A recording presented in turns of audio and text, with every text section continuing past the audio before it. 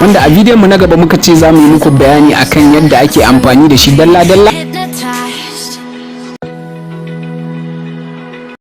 Yadda ake amfani da Gmail notification ake saita shi. Ku danna mana alamar subscription, ku danna da zarar mun ɗora sababbin bidiyoyin mu za mu ringa sanar da ku. Da fari za ka je ka shiga notification ta cikin setting, sai ka nemo Gmail ɗinka. Gashi nan kun gani, na kashi na kunna. Sai ka zo ka yi back, ka shiga cikin Gmail ɗinka. Kun gani, sai ka danna menu, sai ka je can ƙasa ka nemo setting, sai ka shiga cikin setting, ka danna, sai ka zo ka danna notification. Kun gani ko a kunne yake, sai ka danna shi, sai ka yi apply notifying ba, ka danna notifying,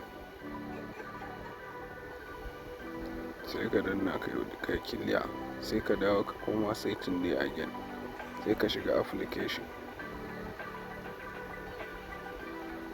In ka shiga application sai ka je ka nemo shi Gmail ba, gashi nan mun nemo Gmail, sai ka danna battery, ka shiga cikin battery, sai ka je ka nemo.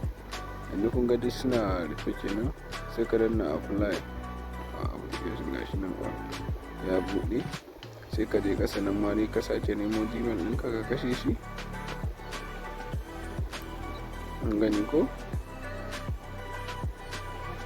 sai ka danna minimizing kai clear, ka sake koma cikin setting. Muna roƙo ka danna mana subscription, ka danna ƙararrawa, ka zaɓi wani, sai ka je ka nemo Gmail ɗinka still dai, sai ka sake shiga da wannan clear, saboda ba sai ka yi clear ɗinsa. Yanzu kun ga ya dawo clear, ba wani dauɗa ma'ana. Yadda haka dai a danna mana ƙararrawa, sai a zaɓi da zarar mun ɗora sababbin bidiyon mu suna. Feel the waves cut through me, hypnotized.